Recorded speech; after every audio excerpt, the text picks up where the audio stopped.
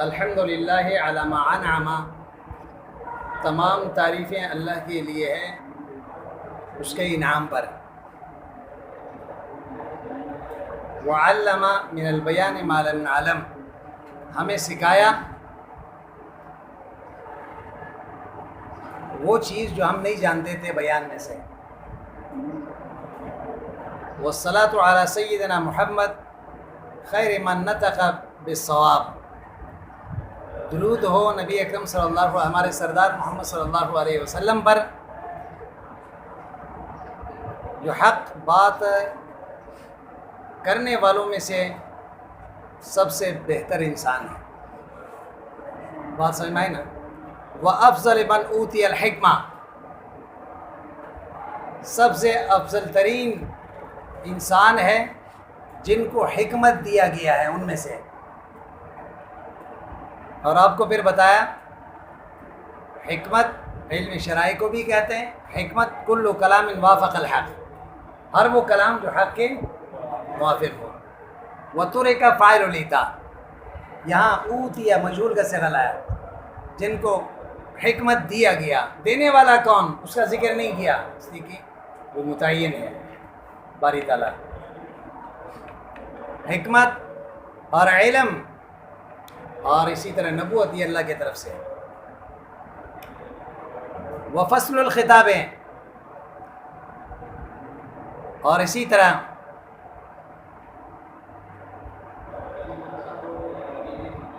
جن کو ایسی خطاب دیے گئے جو حق اور باطل کو الگ کرنے والے ہیں۔ بات سمجھ میں نا؟ وَأُوتِيَ فَصْلُ الْخِطَابِ، جن کو کیا دیا گیا ہے؟ فصل خطاب، یعنی ایسے کلام دیے جو حق و باطل کو کیا کرنے والی ہے؟ جدا کرنے والی ہے۔ سمجھ آئی بات؟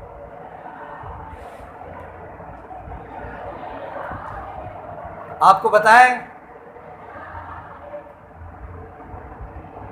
کہ یہاں فصل مصدر یا تو فاصل کے معنی میں اسم فاعل، یعنی حق اور باطل کے درمیان جدائی لانے والا، اور یا مفصول کے معنی میں ہے، یہ الخطاب المفصول، وہ خطاب المفصول۔ بات سمجھ میں آئی نا؟ الگ کیا ہوا؟ مفصول اس لیے کہا کہ بالکل واضح ہے، جس سے خطاب کیے جاتے ہیں تو اس کی یہاں کوئی خفا باقی نہیں رہتا۔ ولا یلتبس علیہ ہے، جس سے بات کی جاتی ہے تو اس کے سامنے کھل کر بات آ گئی۔ وعلی آلہ، درود ہو نبی اکرم صلی اللہ علیہ وسلم کے آل پر۔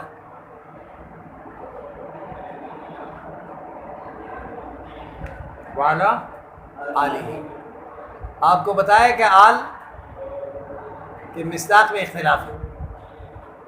آل کس کو کہتے ہیں؟ امام ابو حنیفہ رحمہ اللہ کا قول یہ ہے آل حضور کے اس خاندان کو کہتے ہیں جن کے اوپر زکوٰۃ نہیں لگتا۔ بات سمجھ میں آئی نا؟ سمجھ نہیں آئی بات؟ بعض فرماتے ہیں کہ شیعوں کے یہاں آل صرف پنجتن پاک کو کہتے ہیں۔ سمجھ نہیں آئی بات؟ اور اہل سنت والجماعت کا عقیدہ یہ ہے کہ آل حضور کے اولاد اور حضور کے ازواج مطہرات دونوں اہل۔ سمجھ نہیں آئی بات؟ اور پھر مصنف رحمہ آپ کو بتا رہا ہے کہ آل جو ہے اس کے اصل کیا ہے۔ اس میں یہ یاد رکھیں دو قول ہیں۔ نمبر ایک، آل جو ہے یہ اصل میں اہلون ہے۔ کیا ہے؟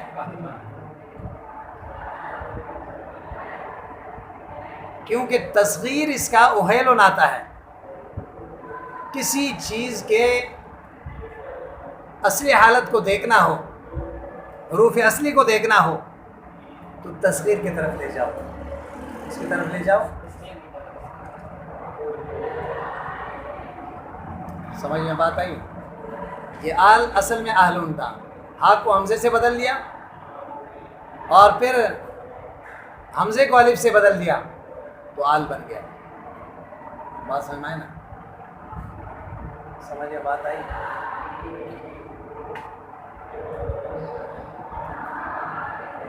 بعض حضرات فرماتے ہیں کہ نہیں، آل اصل میں اولن تھا، اس کی تصغیر اویلن آتا ہے، اس کی تصغیر.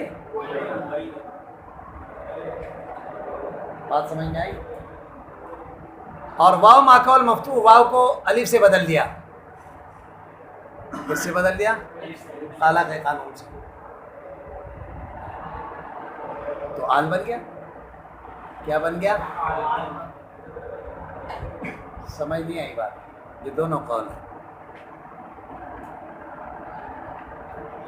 خص استعمالہ فی الاشراف بور الخطر ہے. اس میں مصنف رحمہ آپ کو آل اور اہل کے درمیان فرق کو بتایا ہے. کیا بتایا؟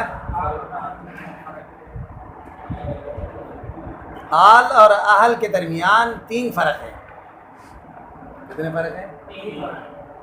نمبر 1، آل کا اطلاق صرف اشراف پر ہوتا ہے. کس پر ہوتا ہے؟ چاہے شرافت دنیوی ہو جیسے آل موسیٰ، آل عمران، یا شرافت دنیوی ہو آل فرعون. آل بات سمجھ نہیں ہے؟ ہاں بھائی. اور اہل ایسا نہیں ہے، وہ مطلق ہے، اشراف اور غیر اشراف دونوں میں استعمال ہوتا ہے. سمجھ آئی بات؟ نمبر 2، آل جو ہے اس کا اطلاق صرف ذوی العقول پر ہوتا ہے، اور اہل کا اطلاق ذوی العقول اور غیر ذوی العقول دونوں پر ہوتا ہے. سمجھ آئی بات؟ تیسرا فرق یہ ہے کہ آل کا اطلاق صرف ذکور پر ہوتا ہے، مردوں پر، اور اہل کا اطلاق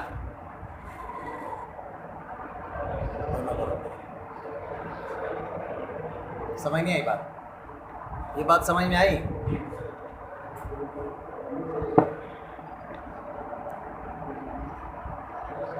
ہاں، کون نہیں سمجھا؟ آپ نہیں سمجھے؟ ہاں بتائیں، کیا نہیں سمجھے؟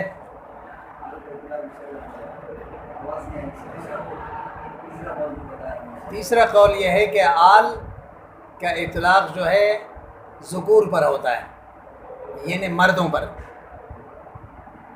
بات سمجھ میں آئے نا؟ اور اہل دونوں پر ہوتا ہے. سمجھ آئی بات؟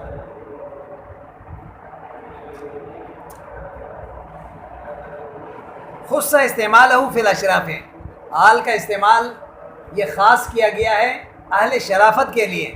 کس کے لیے؟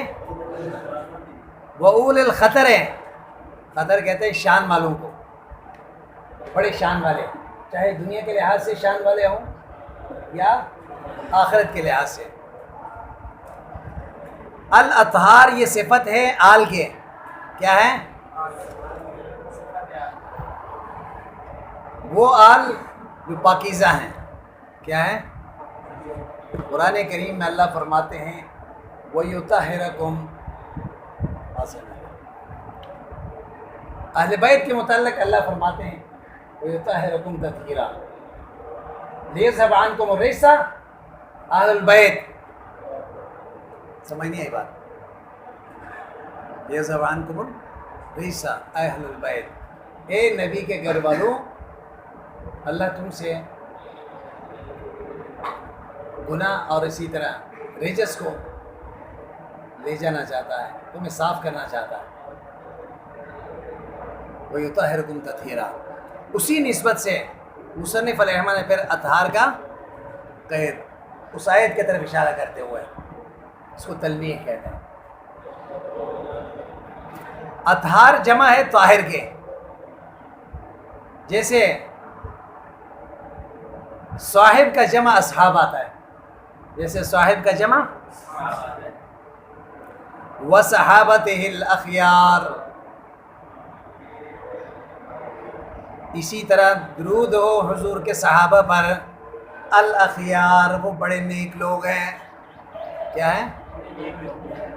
صحابہ، صحابہ کا اطلاق، صحابہ یہ مصدر ہے لیکن اس کا اطلاق غلبے کے طور پر نبی اکرم صلی اللہ علیہ وسلم کے ساتھیوں کو کہتے ہیں، اس کا اطلاق حضور کے ان ساتھیوں پر ہوتا ہے جو براہ راست نبی اکرم صلی اللہ علیہ وسلم کو ایمان کے ساتھ انہوں نے دیکھا۔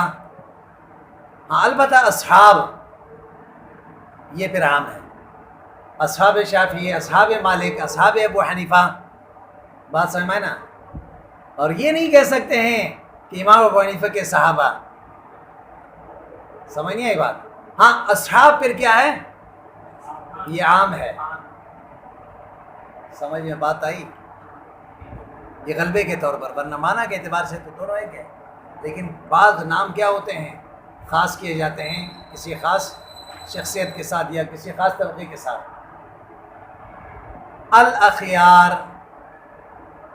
اخیار افعال کے وزن پر ہے، جمع ہے خیر، دیکھیں اخیار جمع خیر کی اور خیر کے تشدید اور تخفیف دونوں کے ساتھ، دونوں کا جمع اخیار آتا ہے، خیر کا جمع بھی اور خیر کا جمع بھی، اور یہ خیر اور خیر دونوں صفت مشبہ ہے، دونوں کیا ہے؟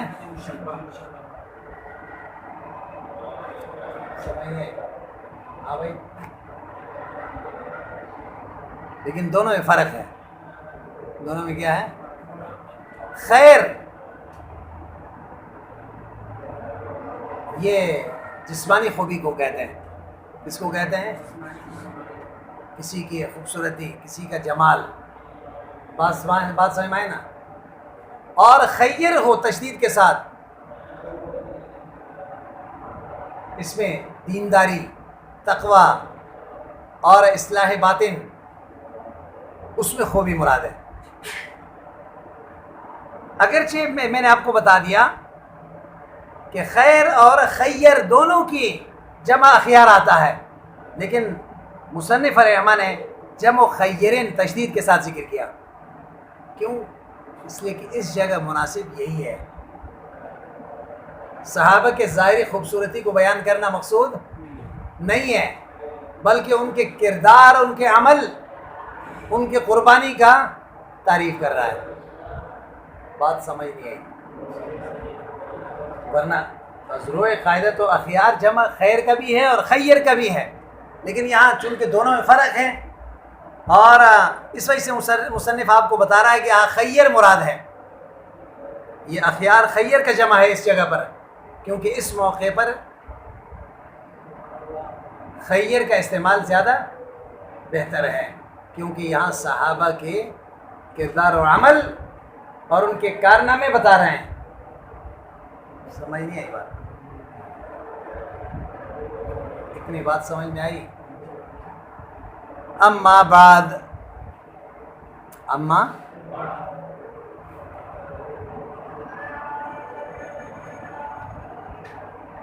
ٹھیک تو یہ ذکر سمجھ لیں،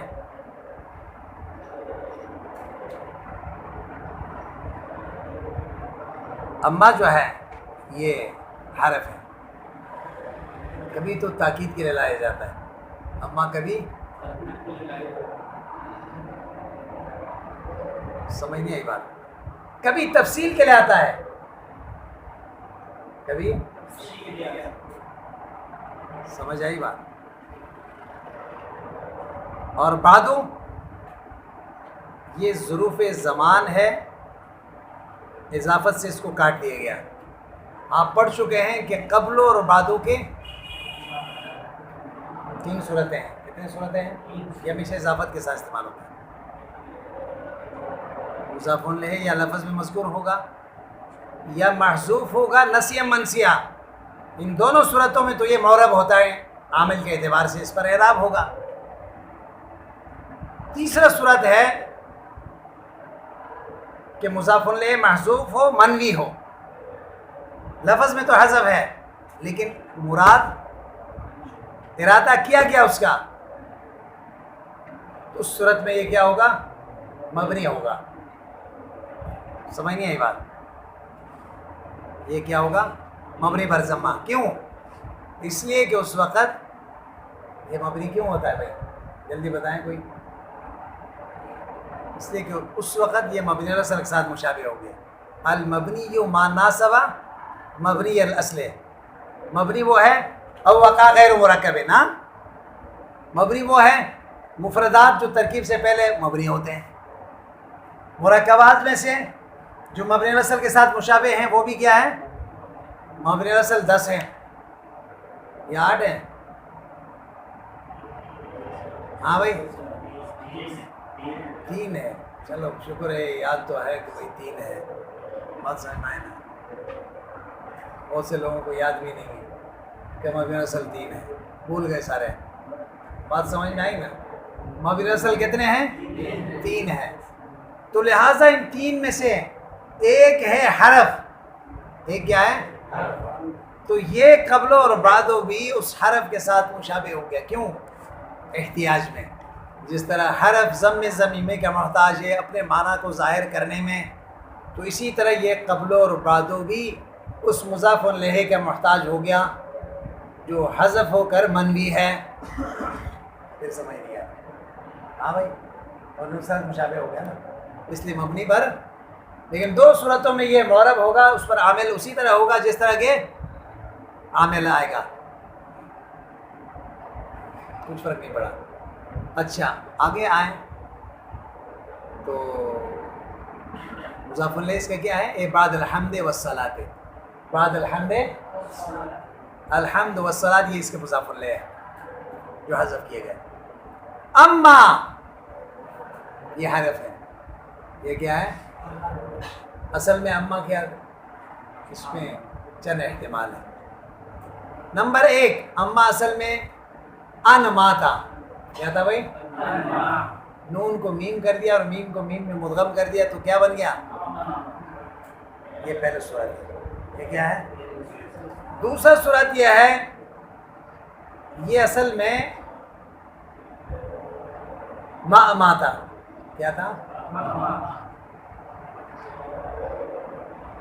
سمجھ نہیں آئی بات؟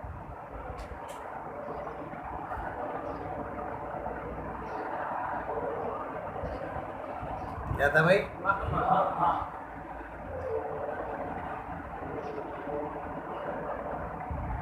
اور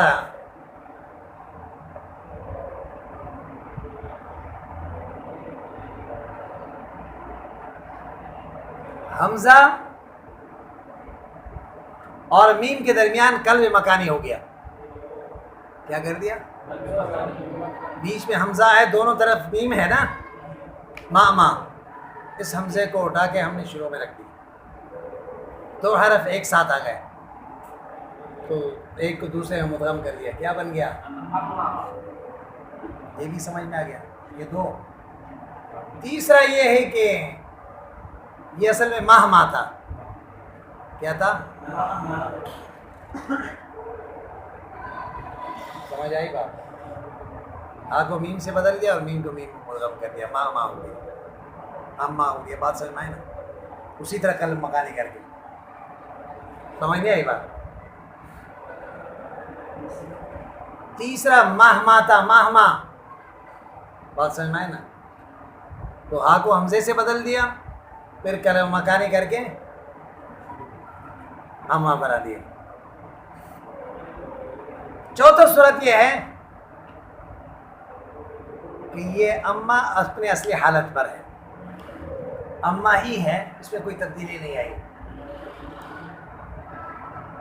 کتنا صورت ہو گئے؟ اچھا آگے دیکھیں، اما بعد هو من الظروف الزمانیت، بعدو اور قبلو یہ ظرف زمان بھی ہو سکتا ہے، ظرف مکان بھی. کیا ہو سکتا ہے بھائی؟ لیکن یہاں پہ موقع کے مطابق ظرف زمان مراد ہے. کیا مراد ہے؟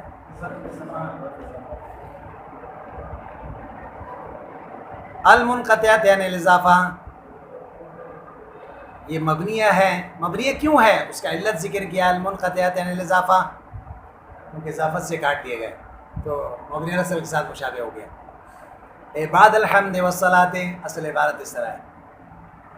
والعامل فیہ اما لنیابتها عن الفعل والاصل مهما يكن من شيء بعد الحمد والصلاۃ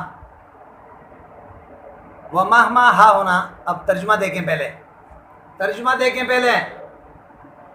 اما جو ہے لنیابتها عن الفعل، یہ فعل کا نائب ہے. اما کیا ہے؟ والاصل مهما يكن من شيء، اصل میں کیا تھا؟ مهما يكن من شيء بعد الحمد والصلاۃ. مهما ہا ہونا مبتدا، مهما یہاں پہ کیا ہے؟ مبتدا ہے. والاسمیۃ لازمۃ للمبتدا، مبتدا کے لیے اسم ہونا لازم ہے. وَيَكُن شرط، اس کے بعد جو مہما کے بعد آ رہا ہے یکن، یہ فعل ہے، اور فعل بھی فعل شرط ہے. کیا ہے؟ والفاء لازمۃ لہ، شرط کے جزا کے ساتھ کیا لازم ہوتا ہے؟ فا لازم ہوتا ہے غالباً، عام طور پر. فحین تضمنت اما، جب اما مشتمل ہے معنی ابتدا و شرط کے ساتھ. معنی ابتدا رہا، دیکھیں بھائی یہ معنی، یہ ترجمہ دیکھیں اچھی طرح. یہ جو آخر میں بیٹھا ہوا سو رہا ہے، ہاں بھائی. اما معنی الابتداء و شرط، اما کے اندر ایک تو ابتدا کا والا معنی ہے، دوسرا یہ ہے کہ شرط والا معنی ہے. لازمت الفاء، تو اس کے ساتھ فا لازم ہو گیا. ولسوق الاسم، اسم کا ملانا اقامت اللازم ہے، لازم کی جگہ پر مقام الملزوم ہے، ملزوم کی جگہ پر اقامت اللازم ہے. لازم کو کھڑا کیا گیا ہے مقام الملزوم، ملزوم کی جگہ پر. وابقاء لاثری فی الجملہ، اور اس کو برقرار رکھا گیا لاثری، اس کے اثر کو فی الجملہ کسی بھی حوالے سے. اب اس عبارت کا مطلب کیا ہے؟ تھوڑی سی توجہ کر لیں تو پھر سمجھ میں آ جائے گی. تھوڑی سی سمجھ نہیں آئی بات. مصنف آپ کو یہ بتانا چاہتا ہے، یہاں اما ہے، یہ اما یکن فعل شرط کا بھی قائم مقام ہے. یکن فعل شرط کو حذف کیا گیا، اس کی جگہ پر کس کو لایا؟ اسی کو عامل بنا دیا، اما کو. دوسرا یہ ہے کہ مہما اسم تھا جو مبتدا ہے، کیا ہے؟ اس کو بھی حذف کیا، اس کا قائم مقام بھی یہی اما. بات سمجھ میں آئی؟ اب یہ لفظ اما جو ہے مبتدا مہما کا قائم مقام بھی ہے اور فعل شرط کا بھی قائم مقام ہے. شرط کا تقاضا یہ ہے کہ اس کے بعد جو جزا آ رہا ہے اس پر فا ہو، اس پر کیا ہو؟ بعدوں پر کیا ہونی چاہیے؟ فا آنا چاہیے. تو بعدوں پر فا نہیں ہے، آگے فلما پر ہے. آگے کہاں پہ ہے؟ ایک تو یہ اعتراض. دوسرا یہ ہے، دوسرا آپ کو یہ بتا رہے ہیں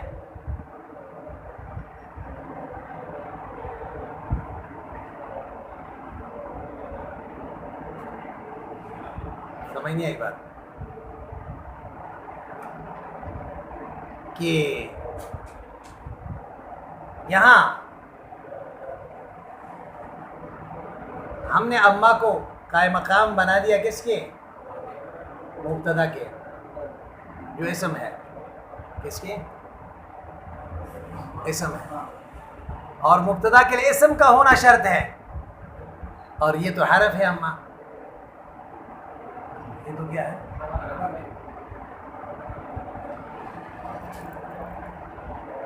سمجھ نہیں آئی بات. تو لہٰذا یہ اسم کے قائم مقام کیسے بن سکتا ہے جو مبتدا ہے؟ تو حرف تو مبتدا نہیں بن سکتا. سمجھ نہیں آئی بات؟ سوال سمجھ میں آ گیا؟ مصنف اس کا اپنے انداز سے جواب ذکر کر رہا ہے. وہ یہ کہہ رہا ہے کہ دیکھیں آپ کی بات صحیح ہے، یہ فعل کا بھی نائب ہے. کیا ہے؟ یہ فعل کا بھی نائب ہے اور فعل شرط کا، اور مبتدا کے بھی نائب ہے. مبتدا تو اسم ہوتا ہے، یہ تو اسم نہیں ہے، تو یہ کیسے مبتدا بن گیا؟ کہتا ہے کہ اما تو اسم نہیں ہے نا، لیکن اما کے بعد جو بعدو آ رہا ہے متصل جو ہے وہ اسم ہے. کیا ہے؟ تو لہٰذا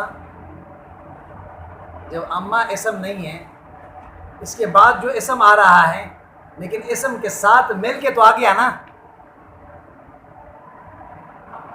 تو اس وجہ سے اسم کا کچھ نہ کچھ اثر اس پہ پڑ گیا. اسم کا کچھ نہ کچھ، تو اس وجہ سے یہ اسم کا قائم مقام بن سکتا ہے. سمجھیے گا، اسم کا اثر اس پر پڑ گیا. دیکھیں یہ کیا کہہ رہا ہے.